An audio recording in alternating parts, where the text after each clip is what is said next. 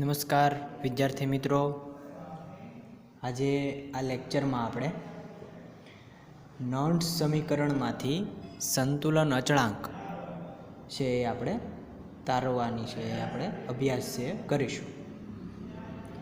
તો સૌપ્રથમ આપણે ડેનિયલ કોશ છે એ લઈએ. તો ડેનિયલ કોશ છે એ આપણે આગળ પણ લેક્ચરમાં છે ભણી ગયા છીએ, બરાબર. તો ડેનિયલ કોશનું આપણે સમીકરણ જે રિએક્શન જે છે એ લખીએ. તો ZnS પ્લસ Cu+2 એકવીએસ માધ્યમમાં છે, gives Zn+2 એકવીએસ માધ્યમ અને CuS, બરાબર. તો આ રીતના આપણું જે ડેનિયલ જે કોશ છે એ છે ડેનિયલ કોશ છે એ રહેલો છે, બરાબર.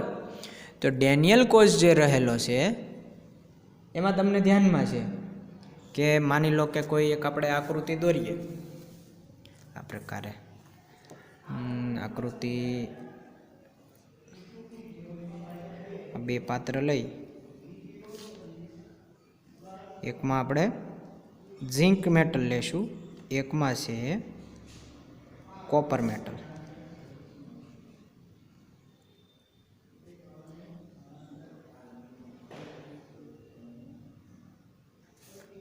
એનોડ અને કેથોડ, અને આપણે આ ગેલ્વેનોમીટર જે છે એના દ્વારા આપણે જોડી દીધું. તો અહીંયા જે આ ઇલેક્ટ્રોડ લીધેલો એ કોપરનો લીધેલો છે, એનો લીધેલો છે Cu. એમાં જે સોલ્યુશન જે ભરેલું છે એ CuSO4 કોપર સલ્ફેટ, જેને આપણે મોરથુથું પણ છે એ કહીએ છીએ. જ્યારે એનોડ તરીકે અહીંયા ઝિંક લીધેલો છે. શું લીધેલું છે? ઝિંક. અને જે સોલ્યુશન જે ભરેલું છે ZnSO4 જે છે એ આપણે એને સોલ્યુશન છે એ ભરેલું છે. તો ઝિંક અને કોપર આ બંને જે છે એ એનોડ અને કેથોડ તરીકે, ઝિંકનો જે ઇલેક્ટ્રોડ છે એને એનોડ તરીકે લીધેલો છે, કોપર જે છે એને શેને લીધેલો છે? કેથોડ તરીકે છે એ આપણે અહીંયા લીધેલો છે. તો હવે તમને ધ્યાનમાં છે કે જેમ જેમ આ રિએક્શન છે એ આગળ વધશે તો આ જે ઝિંક જે છે, ઝિંક Zn એ કેમાં કન્વર્ટ થાય? Zn+2 gives 2 ઇલેક્ટ્રોન, 2 ઇલેક્ટ્રોન આપીને કેમાં કન્વર્ટ થઈ જશે? Zn+2માં જે છે એ કન્વર્ટ છે એ થઈ જશે, બરાબર. અને સામે કોપર શું કરે છે? કોપર આયન જે છે એ 2 ઇલેક્ટ્રોન મેળવી અને કોપર મેટલ CuSમાં છે એ કન્વર્ટ થાય. આ છે એ એકવીએસમાં જાહે, બરાબર. તો જેમ જેમ સમય જતો જાય, જેમ જેમ રિએક્શન જે છે એ આગળ વધતી જાય છે આમાં, તો એમ જે છે એ Zn+2ની આયનની સાંદ્રતા જે છે એ વધતી જાય. કારણ કે Zinc+2 જે છે એ કેમાં થતો જાય છે? તો કે એ સળિયાનું એમ કહી શકાય કે ખવાણ થતું જાય છે. શું થાય છે? તો કે આ જે ઝિંક જે છે એનું ખવાણ થતું જાય અને એકવીએસ માધ્યમમાં આવે છે, આમાં જે છે એ પાત્રમાં આવતો જાય. જ્યારે કોપર જે રહેલો છે, તો કોપરમાં જે છે એ અહીંથી સબમિટ ક્યાં થાય? તો કે એ જે છે 2 ઇલેક્ટ્રોન મેળવી અને ઇલેક્ટ્રોડ ઉપર જે છે સબમિટ છે થશે.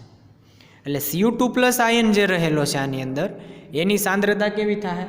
તો કે ઘટતી જાય. Zn+2 જે આયન રહેલો છે એની સાંદ્રતા કેવી થાય?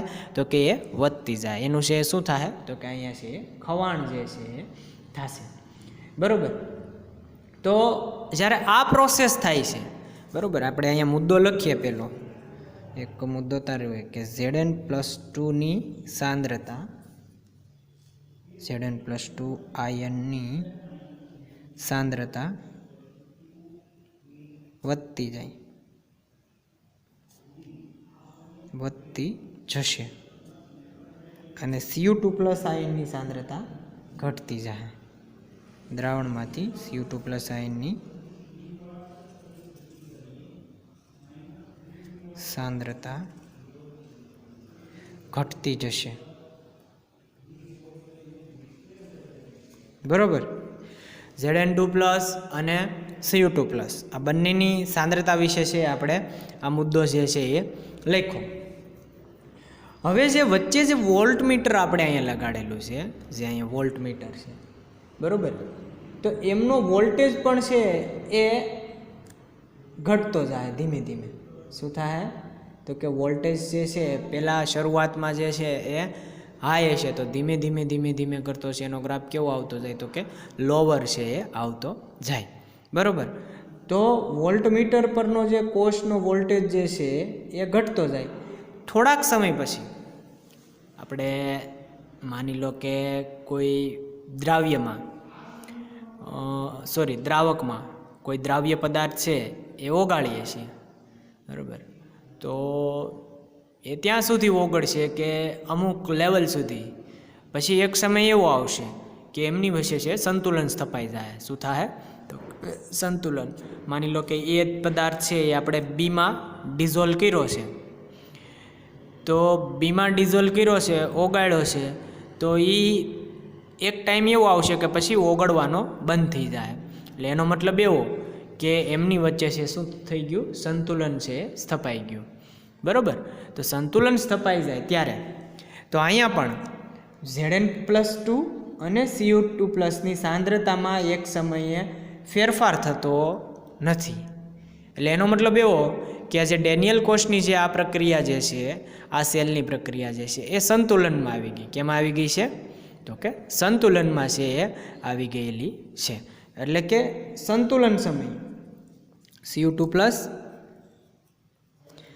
અને Zn+2 આયનની સાંદ્રતામાં ફેરફાર થતો નથી.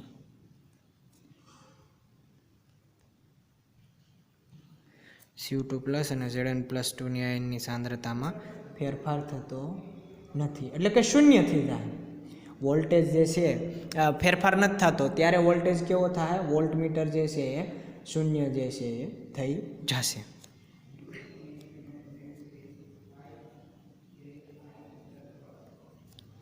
વોલ્ટમીટર શૂન્ય પર હશે. ધ્યાનમાં આવે આખી વસ્તુ કે ઝીંક અને કોપર બે ઇલેક્ટ્રોડ લઈ એનોડ અને કેથોડ સેટ કર્યા. ઝીંક જે છે એ દ્રાવણમાં આવે એક્વિયસ માધ્યમમાં, તો ઝીંકમાંથી શું થાય? તો કે Zn+2 આયન જે છે એ અહીંયા દ્રાવણમાં જે છે એ રહેલા હશે. તો એ દ્રાવણમાં રહેલા છે ત્યાર પછી કોપર જે છે એ ક્યાં ડિપોઝિટ થાય? તો કે આ મેટલ ઉપર છે એ ડિપોઝિટ થશે, બરાબર. તો ત્યારે આ જે વોલ્ટમીટર અહીંયા જે જોઈન્ટ કરેલો છે એ વોલ્ટમીટર છે એ વાંચન બતાવશે, આંકડો છે એ બતાવશે કે પહેલાં શરૂઆતમાં હાઈ લેવલ છે ત્યાંથી કેવું થાય? ધીમે ધીમે ધીમે ધીમે કરતું લો લેવલ ઉપર છે આવતું જાય. તો Zn2+ની આયનની સાંદ્રતા કેવી થાય? તો વધતી જાય. અને Cu2+ની આયનની સાંદ્રતા કેવી થાય છે? ઘટતી જાય. હવે આખી પ્રોસેસ જે છે, પૂર્ણ પ્રોસેસ છે એ કેવી થઈ? તો કે એ પ્રોસેસ છે એ હવે ઇક્વિલિબ્રિયમમાં આવી ગઈ, એટલે કે સંતુલનમાં આવી ગઈ. તો Cu2+ અને Zn+2ની સાંદ્રતામાં અહીંયા અને અહીંયા એક પણ પ્રકારનો ફેરફાર થતો નથી, બરાબર. તો એ જે ફેરફાર નથી થતો એનો મતલબ એવો કે એ જે છે એ સેલની જે રિએક્શન જે છે એ સંતુલનમાં છે. ત્યારે વોલ્ટમીટર જે છે પહેલાં હાઈ હતો ત્યારે જે અહીંયા વોલ્ટમીટર જે છે એ આપણને ધીમે ધીમે ધીમે ઘટતો ઘટતો ઘટતો ક્યાં બી આવશે? તો કે એ છે 0 ઉપર છે એ આવશે. તો આપણને ઈ સેલ જે છે એ આપણને કેવો મળે છે? શૂન્ય. અને આપણે સૂત્ર પ્રમાણે લખીએ તો E cell is equal to 0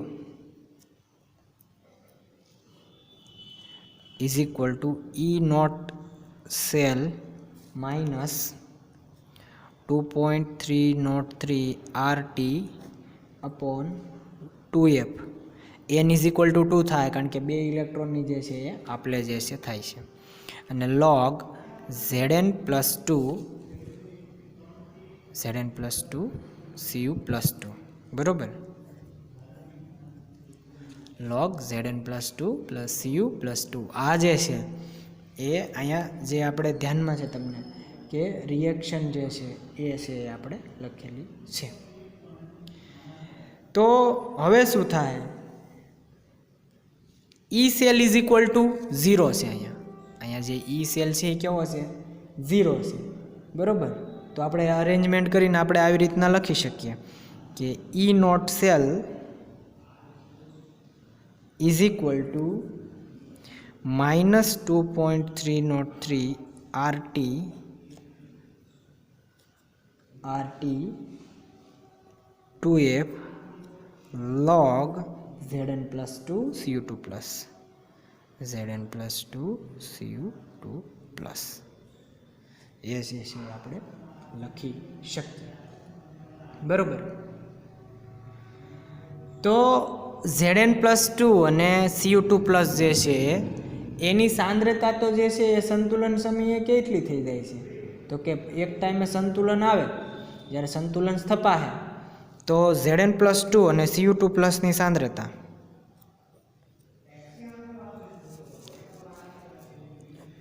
Cu plus 2 ની સાંદ્રતા ઇઝ ઇક્વલ ટુ Kc જેટલી છે રહેલી છે. ઇક્વિલિબ્રિયમ જ્યારે છે, સંતુલન સ્થપાય એટલે Zn plus 2 Cu2 plus is equal two Kc. ક્યારે? તો કે જ્યારે કાંઈ Zn2 plus અને Cu2 plus આ બંનેની સાંદ્રતામાં એક પણ જાતનો ફેરફાર થતો નથી, ત્યારે છે એ શું થાય છે? તો કે ત્યારે Zn plus 2 અને Cu2 plus નું જે છે રેશિયો છે એ કોના બરાબર આવે? Kc બરોબર છે આવે છે. બરોબર. તો આ રીતના આપણને જે આની જે સાંદ્રતા જે છે, આ જે સાંદ્રતા છે એના બરાબર આપણે શું લખી શકીએ? કોન્સ્ટન્ટ Kc જે છે એ આપણે છે અહીંયા લખી શકીએ છીએ. બરોબર. ધ્યાનમાં આવે આખી વસ્તુ. તો આપણને શરૂઆતમાંથી જે ઇક્વિલિબ્રિયમ સ્ટેટ સુધી વોલ્ટમીટર જે વોલ્ટેજ બતાવે છે, તો શરૂઆતથી તે જ્યાં સુધી સંતુલન સ્થપાતું નથી ત્યાં સુધી જે છે એ આપણે શું કર્યું? તો કે એની જે છે એ આપણે એની સાંદ્રતા છે એ Kc સુધી છે આપણે આ સ્ટેપ સુધી છે પહોંચ્યા. અહીંયા વિદ્યાર્થી મિત્રો આપણે Zn plus 2 Cu2 plus એમની સાંદ્રતા જે છે એ આપણે અહીંયા લીધેલી છે ઇઝ ઇક્વલ ટુ Kc. બરાબર. તો આપણે અહીંયા Kc જે છે એની વેલ્યુ જે છે એ આપણે અહીંયા ફાઇન્ડ આઉટ છે એ કરવાની છે. તો એટ 298 ડિગ્રી કેલ્વિન ટેમ્પરેચર, બરાબર, તાપમાન જે છે 298 કેલ્વિન તાપમાન, આપણે સ્ટાન્ડર્ડ પોઝિશન જોઈએ તો 298 કેલ્વિન ટેમ્પરેચર, 298 કેલ્વિન તાપમાને એ જે વેલ્યુ જે છે એ આપણે હવે મૂકીએ. તો 298 કેલ્વિન ટેમ્પરેચર જ્યારે આપણે રાખીએ તો જે આ સમીકરણ જે છે Zn plus 2 Cu2 plus is equal two Kc, તો એને કંઈક જે છે એ આપણે આ રીતના લખી શકીએ. તો E naught cell is equal to 0.059 volt.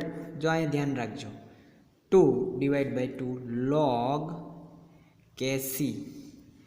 જો 0.059 આરની વેલ્યુ આપણને ખબર છે કે જે છે એ વાયુ અચળાંક છે આરની વેલ્યુ. ટી ટેમ્પરેચર આપણે કેટલું રાખેલું હતું? તો કે ટેમ્પરેચર જે છે 298 કેલ્વિન છે એ રાખેલું છે, એટ સ્ટાન્ડર્ડ પોઝિશન છે. ત્યાર પછી એફની વેલ્યુ તમને ખબર છે ફેરાડેની, તો 96,500 કુલમ જે છે એની વેલ્યુ જે છે રહેલી છે. તો એ બધાનું આપણે જે કિંમત આવી એ 0.059 વોલ્ટ જે છે એ આવેલી છે. અને n ઇઝ ઇક્વલ ટુ 2 છે. અહીંયા કેટલા છે? 2. 2 ઇલેક્ટ્રોનની છે આપણે જે છે થાય છે. તો n ઇઝ ઇક્વલ ટુ 2. તો એના આધારે આપણે આ 0.059 વોલ્ટ જે છે એ લખેલું છે અને divide by 2 into log Kc. આપણે Kcની વેલ્યુ જે છે એ આપણે શોધવાની છે. અને આપણે આ લોગ છે એ 10 બેઝ જે છે એ આપણે લીધેલો છે. બરાબર. આપણે 10 બેઝ જ લીધો કારણ કે 2.303 સાથે છે આપણે ગુણાકાર કર્યો એનો. બરાબર. એને મલ્ટીપ્લાય કર્યું. ત્યાર પછી 1.1 વોલ્ટ, બરાબર. આ વેલ્યુ જે છે એ તમને ઈએમએફ ખબર છે કે આગળના આપણે આગળનો ટોપિક જ્યારે ભણતા હતા ત્યારે જે છે એ કોષનો EMF E naught cell is equal to E, right. જો આ વેલ્યુ કઈ રીતના આવી હું તમને કહી દઉં કે E naught cell is equal to E naught right minus E naught left. તો આમાં ઈ નોટ રાઈટ જે ઝીંકનો જે પોર્શન જે રહેલો છે એનો વોલ્ટ આપણે સિરીઝમાં જોઈએ તો 0.34 વોલ્ટ છે. કેટલો છે? 0.34 વોલ્ટ જે છે એ ઝીંકનો છે એ રહેલો છે. તો માઇનસ કરીએ આપણે એને. શું કરીએ? માઇનસ જે છે એને કરીએ. તો માઇનસ કરીએ તો જે કોપર જે રહેલો છે, કોપર શું રહેલું છે? લેફ્ટ સાઈડ છે આમાં શું હશે તો કે એ છે એ કોપરની વેલ્યુ જે છે એ બતાવી હોય તો કોપર લેફ્ટ રાઈટ સાઈડ જે છે એ રાઈટ સાઈડ જે છે એ 0.34 વોલ્ટ અને ઝીંક જે છે એ કઈ સાઈડ છે તો કે લેફ્ટ સાઈડ છે. કઈ સાઈડ છે? Left side. તો એની જે વેલ્યુ જે આપણને આપેલી છે એ વેલ્યુ જે છે એ કેટલી આપી છે આપણને? 0.76 વોલ્ટ માઇનસ 0.76 વોલ્ટ છે એ આપેલી છે. કેટલી થાય? Minus 0.76 volt. તો એના આધારે આ 1.1 વોલ્ટ આવે છે. શું આવે છે? 1.1 વોલ્ટ. તો ઈ નોટ સેલ આખી કેટલા 298 કેલ્વિન ટેમ્પરેચર લીધું છે. કેટલું લીધું છે? 298 કેલ્વિન ટેમ્પરેચર.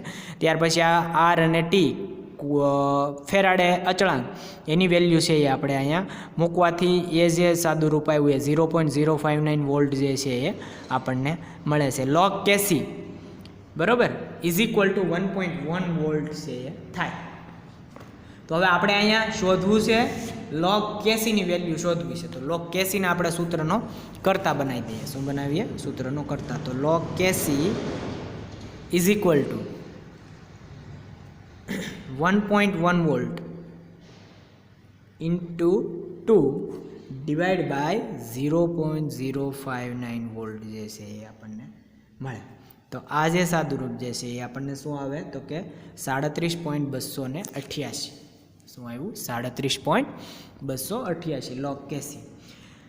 હવે કેસીનું મૂલ્ય છે એ આપણે શોધવું છે. શેનું મૂલ્ય શોધવું છે? કેસીનું. તો કેસીને સૂત્રનો કરતા બનાવી દઈએ અને જે લોગ આ બાજુ આવે એટલે એન્ટી લોગ 37.288. આની વેલ્યુ જે છે એન્ટીલોગમાં તમને ધ્યાનમાં છે કે જે પોઈન્ટ આગળનો જે આંકડો જે છે એ ક્યાં જાય તો કે છે ઘાતાંકમાં છે જતો હોય. તો 2 × 10⁻37 એટ જે છે 298 કેલ્વિન ટેમ્પરેચર છે એ આવે. તો એન્ટીલોગ લેતા આપણને જે વેલ્યુ જે મળે છે એ આ પ્રકારની છે એ વેલ્યુ છે એ મળે છે. તો KC is equal to 2 × 10⁻37 at 298 kelvin temperature. ક્યાં છે? 298 કેલ્વિન તાપમાને જે છે આ વેલ્યુ છે એ આપણને કેસીની છે એ મળે છે. બરાબર. પણ સામાન્ય રીતે જે પ્રોસેસ જે થતી હોય સંતુલન અચળાંક માટેની તો એ છે આ સૂત્ર પ્રમાણે થતી હોય. E naught cell is equal to -2.303 RT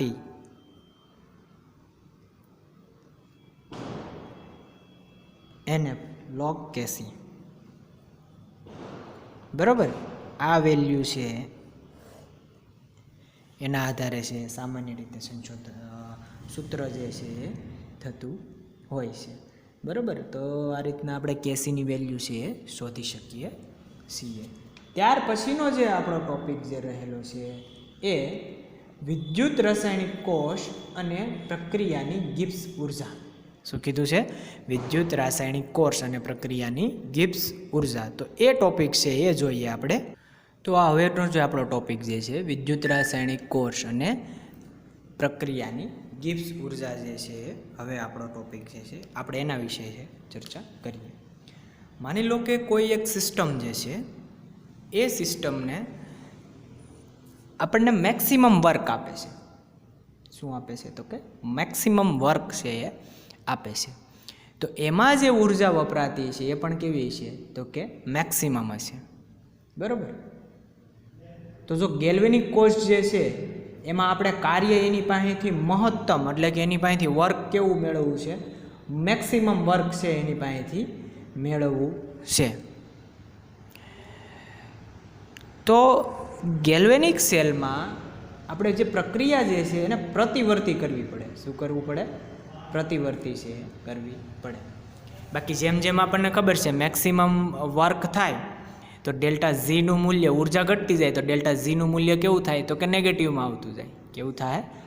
delta ઝીનું મૂલ્ય જે છે એ અહીંયા આપણે સૂત્ર જે છે એ પ્રમાણે લખીએ તો delta R G is equal to minus N F E cell. Delta R G is equal to minus N F E cell જે છે એ આપણને અહીંયા માઇનસમાં જે છે એ મળે. શું કામ? તો કે મેક્સિમમ વર્ક, જો એક જ મુદ્દો જે છે એ આપણે જોવાનો છે કે જે મેક્સિમમ વર્ક આપણે લઈએ છીએ તો એ મેક્સિમમ વર્ક લઈએ છીએ તો એમાં ઉર્જા પણ મેક્સિમમ વપરાતી છે. તો ઓબ્વિયસલી ડેલ્ટા ઝીનું જે મૂલ્ય ડેલ્ટા આર ઝીનું જે મૂલ્ય જે છે અહીંયા રહેલું છે એ કેવું આવશે? તો કે માઇનસમાં આવશે. કેવું આવશે?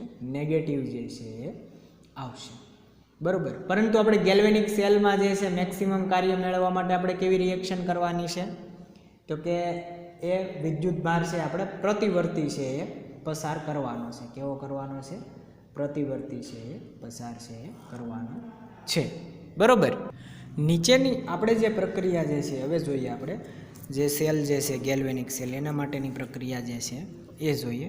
તો આપણને એ પ્રક્રિયા છે આપેલી છે ZnS સોલિડ ફોર્મમાં છે. કોપર આયન જે છે એ એકવીએસ છે, એકવીએસ માધ્યમમાં રહેલો છે. Zn+2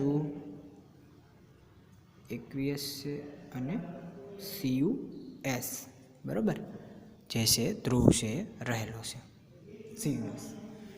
તો delta R G is equal to -2Fe cell. શું થાય? -2Fe સેલ જે છે એ જોવા મળે. Delta R G. તો માની લો કે પ્રક્રિયા જે છે એ આપણને શું કીધું છે? પ્રતિવર્તી પ્રક્રિયા જે છે એ કીધેલું છે. અરે સોરી, જે વિદ્યુત ભાર છે એ પ્રતિવર્તી રીતે પસાર છે કરવાનો છે. તો બધી સાંદ્રતા જ્યારે એક હોય, આખા સેલની જ્યારે સાંદ્રતા દરેક પીસીસની સાંદ્રતા કેવી હોય? તો કે E cell is equal to E naught cell. E naught cell સરખી હોય બરાબર બે.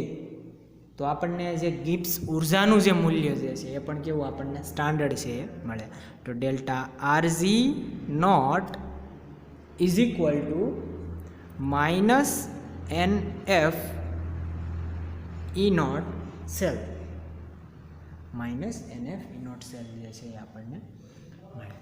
તો જે રીતના ગિબ્સ જે ફ્રી ગિબ્સ એનર્જી જે છે એનું જે આપણને અહીંયા મૂલ્ય જે મળે છે delta R G naught is equal to -NF E naught cell. તો એ એક રાશિ જે આપણને મળે એનાથી આપણને ધ્યાનમાં મળે કે આપણે જે ડેલ્ટા આર ઝી નોટનું મૂલ્ય જે છે એ આપણે શું કરી શકીએ છીએ? શોધી શકીએ છીએ. અને ડેલ્ટા આર ઝી નોટના મૂલ્ય પરથી સંતુલન અચળાંક પણ ગણી શકીએ. તો એ કઈ રીતના ગણી શકીએ એ જોઈએ આપણે. તો delta R G naught is equal to -RT ln K. આના ઉપરથી છે એ આપણે સંતુલન અચળાંક પણ છે એ શોધી શકીએ છીએ. તો વિદ્યુત રાસાયણિક કોષ અને જે પ્રક્રિયાની ગિબ્સ ઉર્જા છે એમાં આપણે જોઈએ કે મેક્સિમમ વર્ક કરવું હોય બરાબર, મેક્સિમમ વર્ક લેવું છે તો તમારે ઉર્જા પણ કેવી આપવી પડે? એમાં ઉર્જાનો પણ વપરાશ કેવો થાય? વધારે થશે. તો ઓબ્વિયસલી ઉર્જાનું મૂલ્ય જે છે એ કેવું થાય તો કે ઘટતું જાય. કેવું થાય તો કે છે ઘટતું જે છે જશે. તો એ ઘટતું જાય તો એનો મતલબ એવો કે એનું મૂલ્ય છે એ કેમ આવે, હંમેશા ઋણ મૂલ્ય જે છે એ આવતું હોય. કેવું આવે, ઋણ મૂલ્ય જે છે એ આવતું હોય છે. આ રીતના તમને એક બુકમાં એક્ઝામ્પલ આપેલું છે 3.3, એ તમને આપણે અહીંયા એક્ઝામ્પલ જે છે એ જોઈએ. આ સંતુલન અચળાંક માટે છે.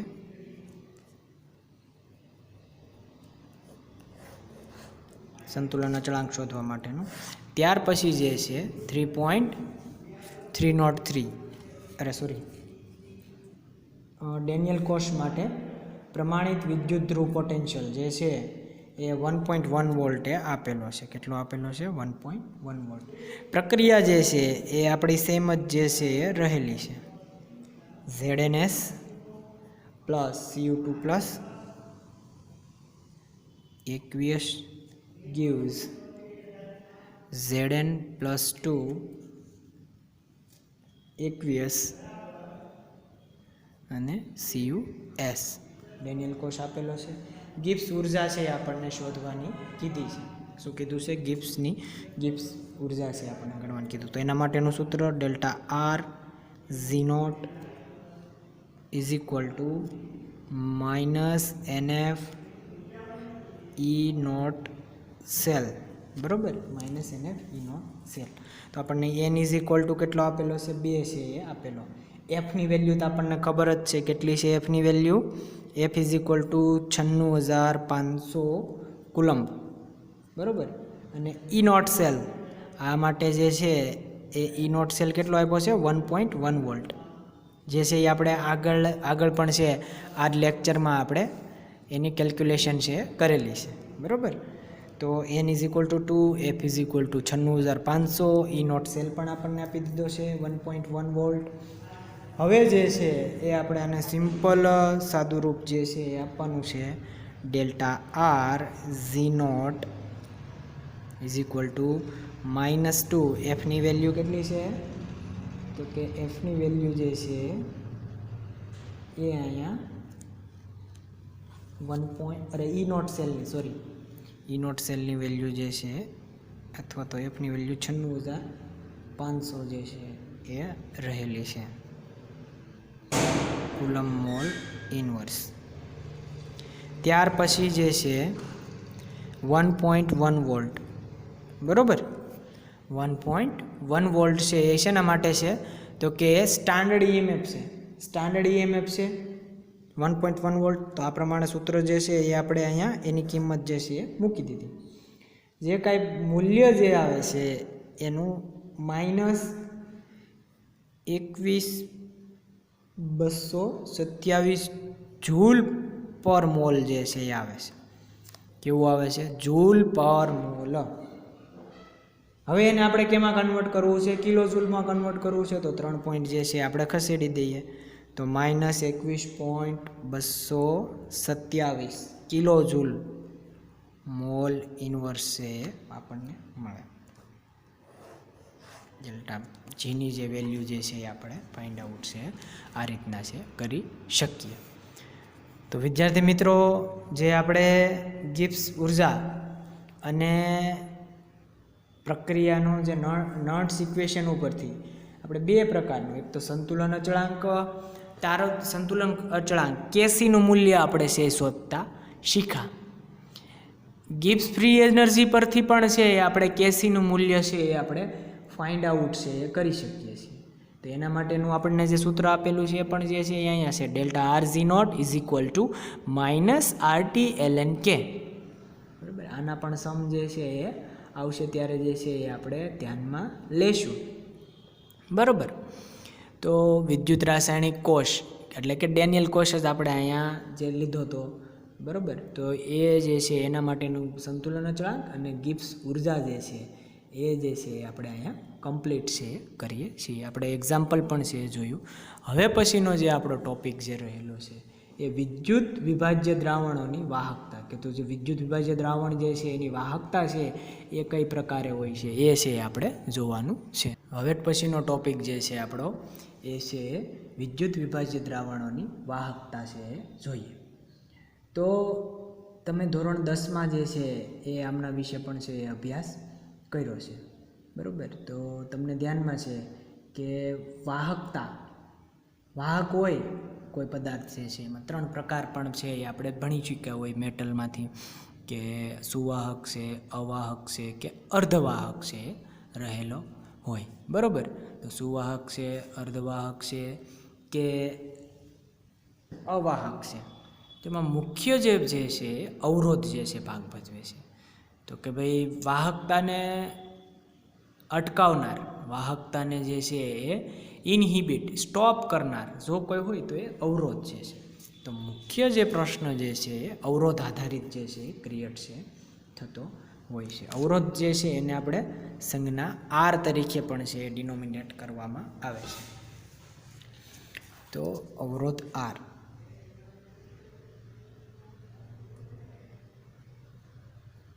બરોબર. તો અવરોધ આર જે છે એને આપણે સંજ્ઞા આર વડે, કેપિટલ આર વડે છે એ દર્શાવાય છે.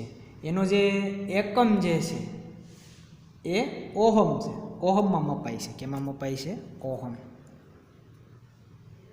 ઓહમ આ તમને ધ્યાનમાં છે.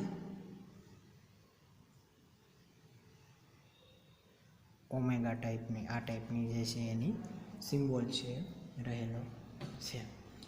ત્યાર પછી જે એને માપનાર જો કોઈ સાધન હોય તો વિસ્ટન બ્રિજ, એમના વિશે તમે ભણી ગયા છો ભૌતિક વિજ્ઞાનમાં, ફિઝિક્સમાં છે તમે આનો અભ્યાસ છે આવતો હોય છે.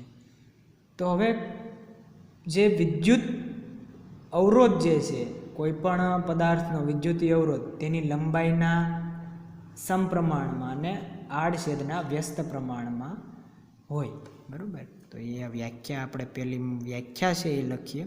કોઈ પણ પદાર્થનો વિદ્યુતીય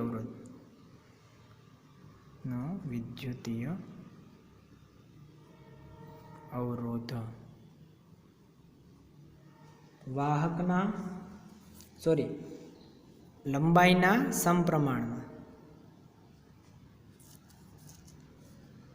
સમપ્રમાણમાં અને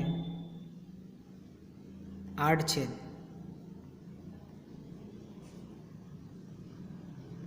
એના વ્યસ્ત પ્રમાણમાં હોય.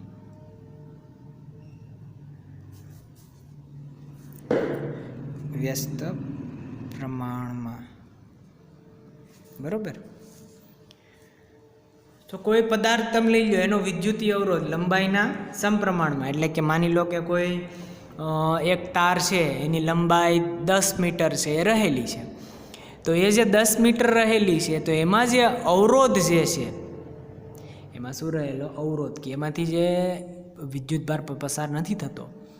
તો એ જે વિદ્યુત પ્રવાહ પસાર નથી થતો એ જે છે એ લંબાઈના સમપ્રમાણ અને આડછેદ એનું જે ક્ષેત્રફળ છે, એનો વ્યાસ જે છે તારનો, એના વ્યસ્ત પ્રમાણમાં છે હોય. તો આ અવરોધની ડેફિનેશન છે એ થઈ. તો આર ચલે છે એલ બાય એ. આર કોના સમપ્રમાણમાં? તો કે એલના સમપ્રમાણમાં અને એના વ્યસ્ત પ્રમાણમાં છે. તો અહીંયા સમપ્રમાણતા અચળાંક આપણે રો એને જે છે એ આપણે અહીંયા એપ્લાય કરી દઈએ તો આપણને કંઈક આ પ્રકારે સૂત્ર મળે, R is equal to rho L by A. Rho જે છે વિશિષ્ટ અવરોધ છે. એ શું છે? તો કે વિશિષ્ટ અવરોધ છે. એનો એકમ જે છે એ ઓહમ મીટર. ઓહમ મીટર, ક્યારેક જે છે એને ઓહમ સેન્ટીમીટરમાં પણ છે એ દર્શાવવામાં આવે. Ohm centimetre.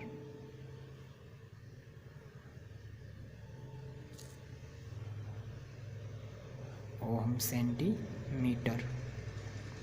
તો બે એકમ રહેલા છે, ઓહમ મીટર અને ઓહમ સેન્ટીમીટર જે છે એ તમે આમાં દર્શાવી શકો છો, બરાબર. તો આ રીતના સમપ્રમાણ અને વ્યસ્ત પ્રમાણ, આડછેદનું વ્યસ્ત પ્રમાણ જે છે અને લંબાઈના સમપ્રમાણમાં છે એ લઈ શકો છો. તો ભૌતિક રીતે પદાર્થ જો કોઈને અવરોધે તો એનો 1 મીટર લાંબો હોય ને આડછેદ ક્ષેત્રફળ જે છે am² હોય તો આપણે જે તમારી બુકમાં એક્ઝામ્પલ આપેલું છે કે 1 મીટર એની લંબાઈ છે, બરાબર.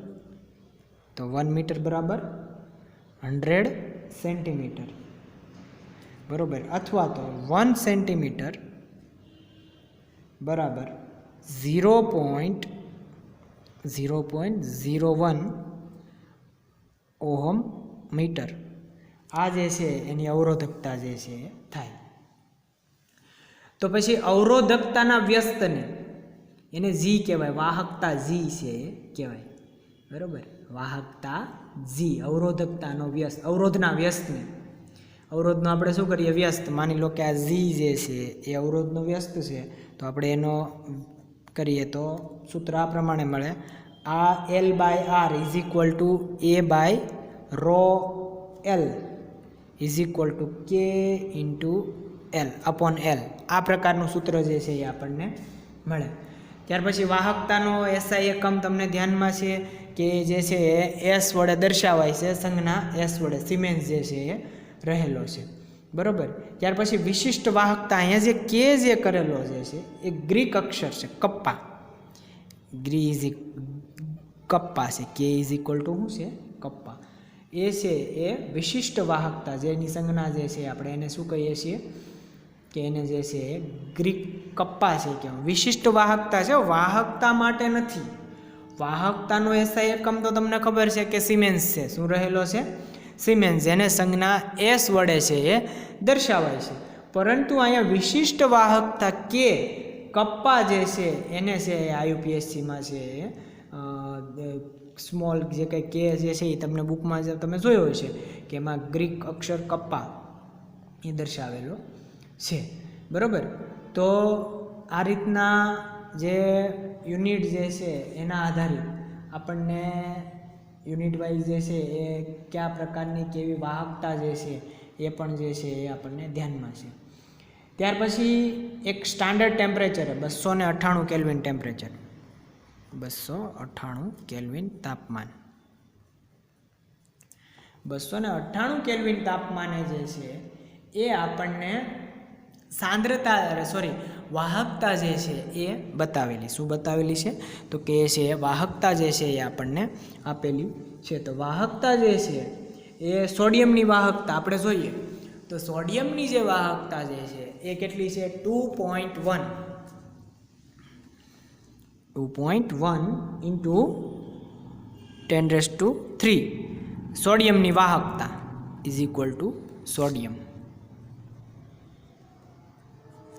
સોડિયમની વાહકતા કેટલી રહેલી છે તો કે એ છે 2.1 × 10⁻³ જે છે એ વાહકતા સિમેન્સમાં દર્શાવેલી છે. ત્યાર પછી કોપર જે છે એની વાહકતા છે એ કેટલી બતાવેલી છે તો કે એ છે 5.9 × 10⁻³ જે છે એ બતાવેલી છે. આ ઉપરાંત જલીય દ્રાવણો HCl છે, ત્યાર પછી KCl છે, NaCl છે, આ બધાની દ્રાવકની વાહકતા પણ છે, જલીય દ્રાવણોની વાહકતા પણ તમને દર્શાવેલી છે. જેમાં 0.05 મોલર KCl કેટલું આપ્યું છે 0.05 મોલર KCl = એની વાહકતા 0.14 રહેલી છે. કેટલી રહેલી છે 0.14 છે રહેલી છે, બરાબર.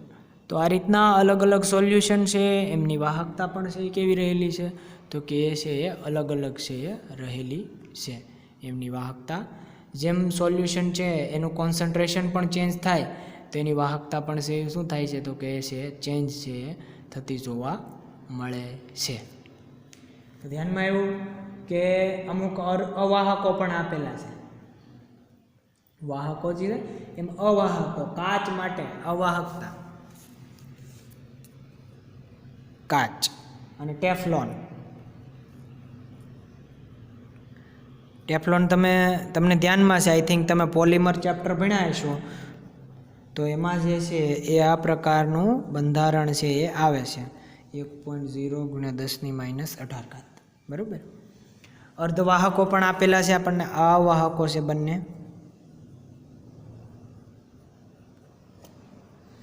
અર્ધવાહકો.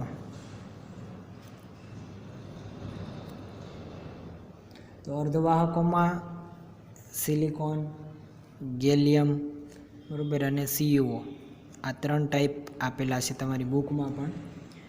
આની કાંઈક 1.10⁻⁷ છે એ રહેલી છે. આની જે છે વાહકતા એ 2.0, બરાબર, અને આની જે છે આની જે કોપર ઓક્સાઇડ છે એની 2.0 જે છે એ વાહકતા છે એ રહેલી છે. અને આની વાહકતા જે છે 1.5 × 10⁻² જે છે એની વેલ્યુ જે છે એ બતાવે છે. તો વાહકતા જે છે એ અહીંયા તમે ટેફલોનની જુઓ, અહીંયા ટેફલોનની જ તમે ચેક કરી શકો છો કે એની વાહકતા જો 10⁻18 છે, બરાબર. તો એનો મતલબ એવો કે એમાંથી ઇલેક્ટ્રોન તો જે છે એ વહન જ નથી પામતા.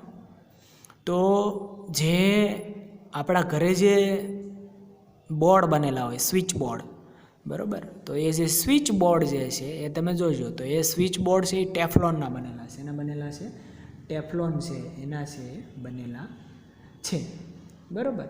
આ ઉપરાંત તમને ધોરણ 10થી આમ તો આપણે શીખતા આવ્યા છીએ કે ભાઈ ગ્રેફાઇટ જે છે એ ઇલેક્ટ્રોનની વાહકતા છે બતાવે છે. શું કરે છે? ગ્રેફાઇટ ઇલેક્ટ્રોનીય વાહકતા છે બતાવે છે. તો ગ્રેફાઇટ જે છે એની વાહકતા 1.2 × 10 આઈ થિંક 2 ઘાત કે 1 ઘાત એવું કંઈક રહેલું છે, 3 ઘાત એવું કંઈક છે. તો ગ્રેફાઇટ જે છે પેન્સિલની નીડલ તમને ધ્યાનમાં છે એના વડે આપણે ક્યારેય બોર્ડનો સાળો કરતા નથી. એનો મતલબ એવો કે જે છે એના સ્તરીય જે ગ્રેફાઇટ જે છે એનું બંધારણ કેવું છે તો કે એનું બંધારણ સ્તરીય છે. તો એ સ્તરીય બંધારણ છે એટલા માટે જે છે એ સ્તરીય બંધારણને કારણે એ કેવું બતાવે છે તો કે એ જે છે વાહકતા છે એ બતાવે છે સ્તરીય બંધારણને કારણે, બરાબર. અને કાચ જે છે એ પણ જે છે અવાહક છે. ટેફલોનની મેં તમને ધ્યાનમાં આપ્યું. આ ઉપરાંત અર્ધવાહકો જે છે મિશ્ર ધાતુઓ શું રહેલી છે? મિશ્ર ધાતુઓ પણ જે છે રહેલી છે. તો અર્ધવાહકો છે એ શું કરશે તો કે એ મિશ્ર ધાતુઓ છે એ વાહકતા તરીકે ઉપયોગી છે. આપણે જે ડાયોડ જોયા કે જે ઇલેક્ટ્રોન ગેપ, માની લો કે ઇલેક્ટ્રોન જે છે એ કોઈક આ E1 સ્ટેજમાં છે, એને અહીંયા E2 સ્ટેજમાં જવા માટે આટલો ગેપ છે એ કમ્પ્લીટ કરવો પડે, બરાબર. આ E1 સ્ટેજમાંથી E2 સ્ટેજમાં જવા માટે આટલો ગેપ છે એ કમ્પ્લીટ કરવો પડે છે. તો આ બહુ વધારે પડતો ગેપ છે. હવે એ ગેપને ઘટાડવા માટે આપણે શું કરતા હતા તો કે અર્ધવાહકો જે ગેલિયમ છે, જર્મેનિયમ છે, સિલિકોન જે છે એ ધાતુ જે છે એ આપણે ઉમેરતા હતા. તો એ ધાતુ શું કામ ઉમેરતા હતા તો કે આ ડિસ્ટન્સ છે એ ઓછું થાય. ધ્યાનમાં આવે આખી વસ્તુ કે આ ડિસ્ટન્સ શું થાય તો કે એ ઓછું થાય એટલા માટે જે છે એ આપણે એને ઉમેરતા હતા. હવે ત્યાર પછીની જે છે રચના એ જોઈએ આપણે મિશ્ર ધાતુઓ. તો મિશ્ર ધાતુઓ જે છે એની વાહકતા ઘણી જ વધારે હોય, બરાબર, અને તેઓ વાહક તરીકે ઓળખાય. જેમ કે કાર્બન બ્લેક છે, ગ્રેફાઇટ જે છે, પોલિમર છે કાર્બનના, એ ઇલેક્ટ્રોનીય વાહક છે એ. અને જે કાચ જે છે ટેફલોન જે આપણે જોયું હતું એ અવાહકો તરીકે છે. પરંતુ જો ગેલિયમ, જર્મેનિયમ નહીં, sorry, gallium, silicon, gallium silicon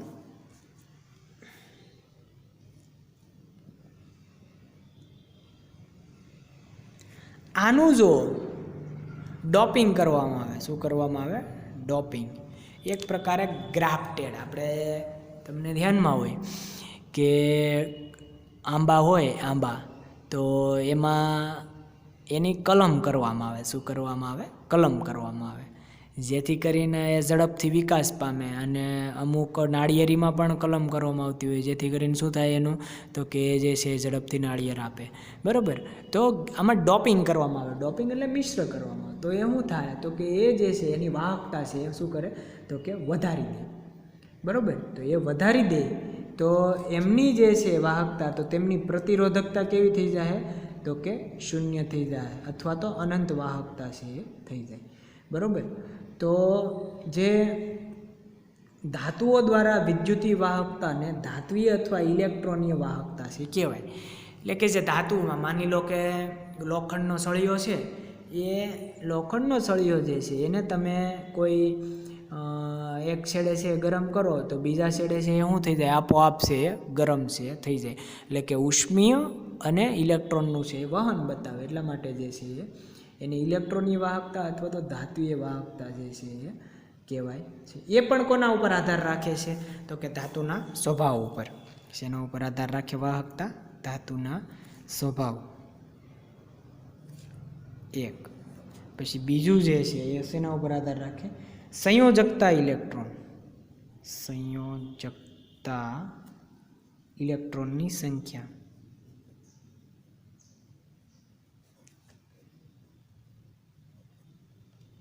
ત્યાર પછી તાપમાન.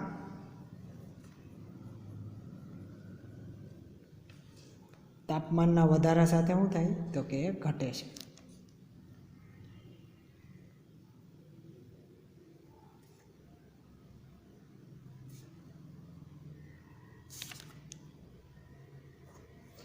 તાપમાનના વધારા સાથે ઘટે. બરાબર. તો ધાતુના સ્વભાવ ઉપર જે વાહકતા છે એ સૌપ્રથમ ધાતુનો સ્વભાવ કે કેવો છે? સંયોજકતા ઇલેક્ટ્રોન. કેના ઉપર? સંયોજકતા ઇલેક્ટ્રોન. કે ભાઈ આઉટર ઓર્બિટલમાં કેટલા ઇલેક્ટ્રોન રહેલા છે બાહ્યતમ કક્ષામાં. બાહ્યતમ કક્ષામાં જેટલા ઇલેક્ટ્રોન વધારે છે એટલી વાહકતા કેવી થાય તો કે એની છે વધતી જાય. ત્યાર પછી છે તાપમાન. તો કે તાપમાનના વધારા સાથે ઘટે છે. બરાબર. કલિઝન અથડામણ થવાને કારણે એ તાપમાનના વધારા સાથે શું થાય તો કે એ ઘટે છે. માની લો કે એક પ્રવાહ છે, એક વાયરમાં તમે પ્રવાહ જે છે એ આપો છો, તો એ વાયરમાં તમે જેવો વાહન પામે છે તો એ એક છેડેથી બીજા છેડે જે છે એ થ્રુ આઉટ જે છે એ એક પણ પ્રકારનું બંધારણ ચેન્જ થયા વગર જે છે એ નીકળી જવું. તો અર્ધવાહકો જે છે એની ક્રિયાવિધિ પણ કેટલી હોય છે તો કે એ થોડીક કોમ્પ્લેક્સ હોય છે. બરાબર. આ ઉપરાંત તમને ખબર છે કે અતિશુદ્ધ પાણી હોય, બરાબર, તો અતિશુદ્ધ પાણી જે છે એની વાહકતા કેવી રહેલી હોય છે તો કે એની વાહકતા છે એ એકદમ છે એ ઓછી હોય. શું હોય? એકદમ ઓછી હોય. પરંતુ એમાં માની લો કે થોડીક કંઈક અશુદ્ધિ ઉમેરવામાં આવે તો જે છે એની વાહકતા કેવી થાય તો કે એ છે એ વધી જતી હોય છે. સમજ પડે કે ભાઈ જે શુદ્ધ દ્રાવક છે, શુદ્ધ પાણી જે છે એકદમ શુદ્ધ, જેમાં છે એક પણ પ્રકારનો આયન્સ કે એવું કંઈ રહેલા નથી, તો એની વાહકતા એકદમ જે છે એ ઓછી જોવા મળે. શું જોવા મળે? એકદમ ઓછી છે એ જોવા મળે. જ્યારે આ જે વાહકતા જે છે શેની વાહકતા તો કે જે ઇલેક્ટ્રોનની વાહકતા એમાં અશુદ્ધિ ઉમેરી દે, માની લો કે કોઈ સોલ્ટ ઉમેરો કે એવું એડ કરશો તો એમાં છે એ વધારે વાહકતા છે જોવા મળશે. તો જે વાહકતા પાણીમાં જોવા મળે એ આયન્સ દ્વારા છે જોવા મળે છે. બરાબર. તો આને આયનીય વાહકતા છે કહેવાય. કેના દ્વારા? એને શું કહેવાય? આયનીય વાહકતા. કોના દ્વારા થઈ તો કે આયન્સ દ્વારા છે એ થઈ, તો એને આયનીય વાહકતા છે એ કહેવાય. તો આયનીય વાહકતા પણ કોકના એ કોઈ શેના ઉપર આધાર રાખે તો આયનીય વાહકતા છે એ જે વિદ્યુત વિભાજ્ય, અહીંયા જોઈએ આપણે તો વિદ્યુત વિભાજ્ય ઉમેરેલા વિદ્યુત વિભાજ્યના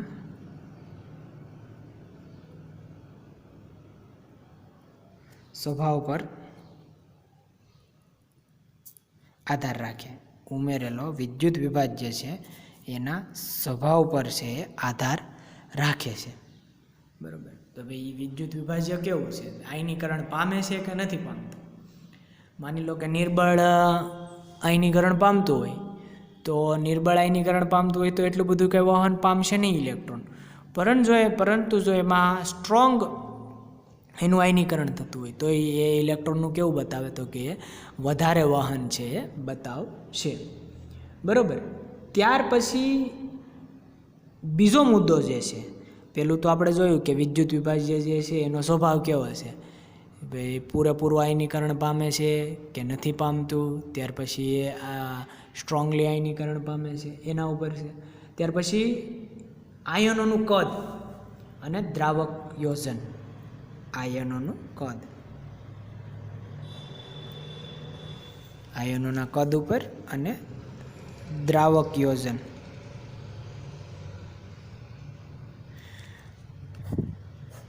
આયનોનું કદ અને દ્રાવક યોજન આયનોના કદ ઉપર તો ડિપેન્ડ્સ કરે જ છે, પરંતુ જેમ જેમ આયનો જે છે એ સોલ્ટ વાઇઝ જે છે એમના એ છે એનું બંધારણ કેવું હોય તો કે અલગ અલગ હશે. પછી દ્રાવક યોજન, સોલ્વેશન. માની લો કે કોઈ તમે દ્રાવ્ય એડ કરો છો, બરાબર. દ્રાવ્ય શું કરો છો તો કે એડ કરો છો. તો દ્રાવ્ય એડ કરશો તો સોલ્વેશન થવા મળે, આયનીકરણ પામતો નથી, પરંતુ શું થાય તો કે સોલ્વેશન છે પામવા મળશે. એટલે કે એની સાથે છે બોન્ડ બનાવી. આપણે ઘણી વખત જોતા હોય કે ભાઈ માની લો કે કોઈ એવી રિએક્શન જે છે કે એમાં પ્રોડક્ટ કંઈક અલગ જ મળે છે, બે જે બાય પ્રોડક્ટ હોય એ પાછી પ્રોડક્ટ આરે સંયોજાય અને કંઈક ત્રીજી પ્રોડક્ટ બનાવી દે. તો એવું ન થાય. સોલ્વેશન જો થઈ જતું હોય, દ્રાવક યોજન જો થઈ જતું હોય તો એ જે ઘટના જે છે એ વિદ્યુત વાહકતા પર છે અસર કરે, બરાબર. ત્યાર પછી ત્રીજો મુદ્દો જે છે એ બહુ મેટર કરે છે કે દ્રાવકનો સ્વભાવ. દ્રાવકનો સ્વભાવ અને સ્નિગ્ધતા.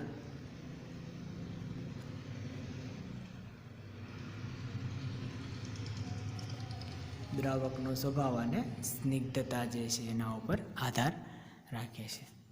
દ્રાવકનો સ્વભાવ કેવો, જો સોલ્વેશન ન કરતો હોય, આયનીકરણ જે આયનો ડેવલપ થાય છે એમને એમ રહેવા દેતો હોય તો કાંઈ પ્રશ્ન નથી, તો વાહકતાને કાંઈ અસર કરશે નહીં. પરંતુ જો એ સોલ્વેશન કરે છે, શું કરશે, સોલ્વેશન છે એ કરે છે, તો સોલ્વેશન કરશે એનો મતલબ એવો કે આયનો જે છે એને શું કરી દે, ક્લોટ કરી દે, તો એ અસર કરશે, તો વાહકતા ઉપર છે એ અસર થશે. ત્યાર પછી સ્નિગ્ધતા. જેટલું ડેન્સ મટીરિયલ છે, બરાબર, એક હની લ્યો એટલે કે મધ અને એક જે છે એ સોલ્ટ વોટર લ્યો, તો એમાં બેની ડેન્સિટી તમને ધ્યાનમાં છે. તો સોલ્ટ વોટર જે છે એની ડેન્સિટી એકદમ ઓછી છે. પેલી જે છે જે મધ જે છે એની સ્નિગ્ધતા કેવી હોય તો કે એ છે વધારે હોય. તો એની આધાર એનો પણ છે એ ઇફેક્ટ છે એ વાહકતા ઉપર છે રહેતી હોય છે. આની વાહકતા ઉપર છે એની રહેતી હોય છે. વિદ્યુત વિભાજ્યની સાંદ્રતા. ચોથો મુદ્દો જે છે વિદ્યુત વિભાજ્યની સાંદ્રતા.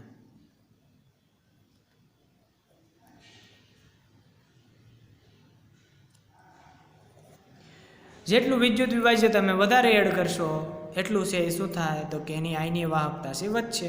ઓછું એડ કરશો તો એની આયની વાહકતા છે વધશે. એ ઉપરાંત એ વિદ્યુત વિભાજ્યના સ્વભાવ ઉપર પણ કીધું આપણને, બરાબર, કે વિદ્યુત વિભાજ્ય ઉમેરેલો છે એ જો સ્ટ્રોંગ હશે તો થોડુંક ઉમેરશો તો પણ કંઈ વાંધો નહીં આવે. જો નિર્બળ છે તો જેટલું વધારે ઉમેરશો એટલું વધારે બેટર રિઝલ્ટ છે એ આપણને મળે. ત્યાર પછી તાપમાન કીધું છે, ટેમ્પરેચર, તાપમાન, બરાબર. તો તાપમાન જે કીધું છે એ તાપમાનના વધારા સાથે વધે છે.